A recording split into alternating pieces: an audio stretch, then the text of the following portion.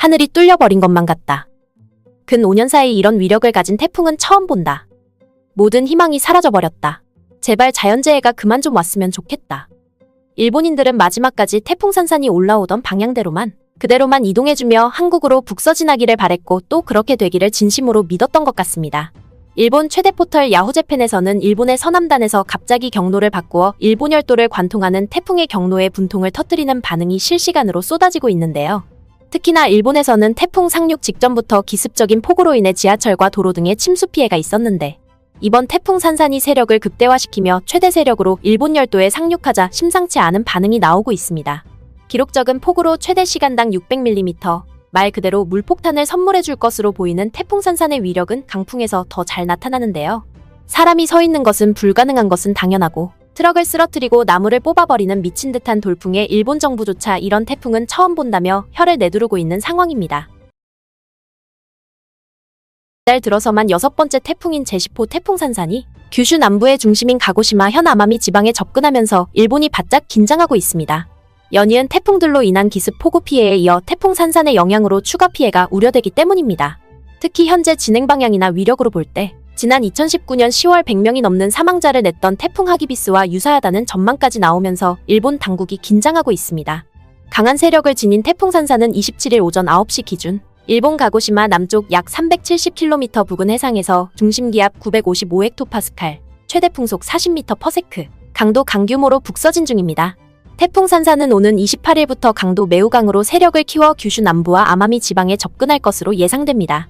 태풍이 본토에 가까이 접근하면서 이날 아마미 지방에는 최대 풍속 초속 40m의 강한 바람이 불 것으로 보입니다.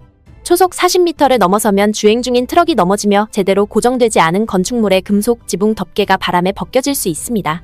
아마미 지방과 태평양 방면 서일본과 동일본을 중심으로 29일까지 호우가 내릴 것으로 예상됩니다. 일본 기상청은 이날 오전 중에 아이치현과 기우현, 미에현, 시즈오카현에서는 비구름대인, 선상강수대가 발생해 재해 발생 위험도가 급격히 높아질 우려가 있다며 경계를 당부했습니다. 또 이번 태풍은 이동 속도가 느려 폭우나 강한 바람, 높은 파도의 영향이 오랫동안 이어질 수 있는 만큼 주의를 당부했습니다. 일본 정부는 토사 붕괴와 하천 위험을 경고하고 주민들이 태풍 대비에 만전을 기해줄 것을 요청했습니다. 28일 아침까지 24시간 동안 최대 예상 강우량은 아마미 지방에서 300, 규슈 남부와 도카이 지방에서는 200입니다. 이후에도 30일까지 규슈 남부 지방을 중심으로 하루 최대 500에서 600mm의 폭우가 예상됩니다. 태풍 산산은 규슈에 상륙한 뒤에는 일본 열도를 종단하듯 동북 방향으로 진행할 것으로 전망됩니다.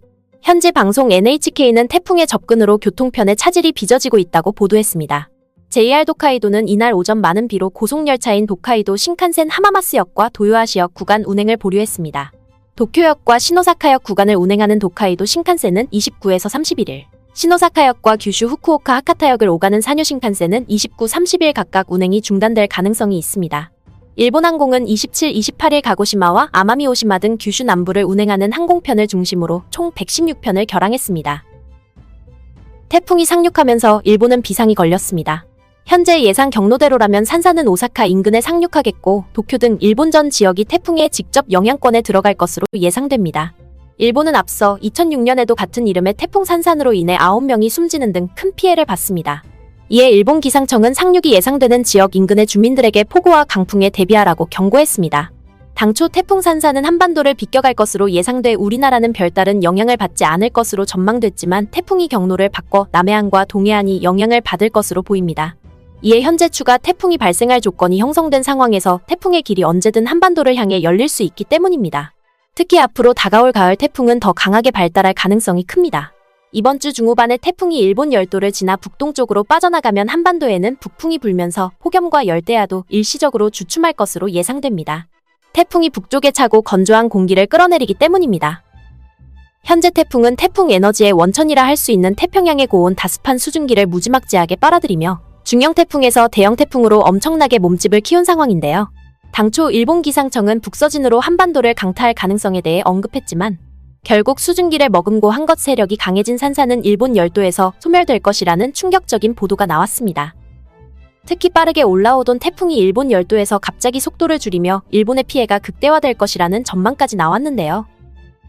NHK는 기상특보를 전하며 재산 피해를 최소화하고 인력 피해를 막기 위해 각자 생존을 위해 대피할 공간을 확보해 놓으라는 충격적인 보도까지 한 상황입니다. 일본 기상청에 따르면 산사는 이날 오전 6시 기준 일본 남쪽 해상에서 시속 20km의 속도를 유지하며 서북서 방향으로 이동하고 있습니다. 중심 기압은 980헥토파스칼이며 중심 부근의 최대 풍속은 초속 35m, 최대 순간 풍속은 50m입니다. 산사는 계속 북상해 27일 규슈 최남단 가고시마현에 접근할 것으로 전망됩니다. 일본 기상청은 27일 규슈 남부에 초속 30m의 강풍이 불어닥칠 수 있다고 내다봤습니다. 이는 주행 중인 트럭의 방향이 틀어질 만큼 강한 바람입니다. 다음 날인 28일에는 규슈 남부와 아마미 제도에서 일부 주택이 무너질 수 있을 만큼 맹렬한 바람이 불 수도 있다고 일본 기상청은 경고했습니다. 아울러 서일본과 동일본의 태평양 측면에서 비가 내리기 시작해 27일 아침부터는 24시간에 100에서 150의 폭우가 예상됐습니다. NHK는 태풍의 움직임이 느리기 때문에 강우량이 더 늘어날 수 있다고 전망했습니다. 많은 일본 언론에서는 도쿄도를 중심으로 한관동 지방에는 일주일 동안 태풍의 영향권에 있을 것으로 보고 있으며 해당 지역에서는 앞으로 3일만이라도 외출을 자제해달라는 요청이 나오고 있는 상황입니다. 태풍은 정말 스트레스입니다. 왜 매번 일본만 향하는 것입니까? 남쪽에서 발생한 태풍이 한국으로 향하려면 일본을 지나야만 하는 점이 너무 화가 납니다. 이건 누굴 탓해야 하는 것일까요? 언론의 보도에서보다 태풍이 강력하다고 생각되는 건 저만 느끼는 것인가요? 모두 태풍이 비껴지나 간다고 하는데 오히려 태풍이 더 강력한 느낌입니다. 이제 이런 태풍 걱정을 하는 나라에서 사는 것이 너무 지긋지긋합니다. 지진 태풍 없는 나라에서 살고 싶네요. 이상 기후 덕분에 태풍과 호우가 번갈아 일본을 덮치고 있습니다. 태평양 심해류가 7에서 8년 주기라 바뀐다고 들었는데 따뜻한 바닷물이 해수면으로 올라오는 만큼 호우와 태풍이 더 활발하게 내릴 거라고 합니다. 이 흐름은 인간이 막을 수 없다고 하던데 이렇게 일본은 계속해서 피해를 볼 수밖에 없다니 답답한 마음입니다. 이러다 대형 지진이 발생하는 것 아닌가 모르겠습니다. 사람들이 태풍 때문에 이동하지 못하는 상황에 지진이 발생한다면 끔찍할 것입니다. 왜 이렇게 요즘 자연재해가 많이 발생하는 것 같죠? 폭염 아니면 폭우, 지진 아니면 태풍이 반복되는 일상입니다. 올겨울에는 또 한파가 몰려오는 것 아닌지 너무나 걱정됩니다. 자민당이 새로운 총재를 뽑는다고 하니 이제 태풍 따위는 걱정 안 해도 됩니다.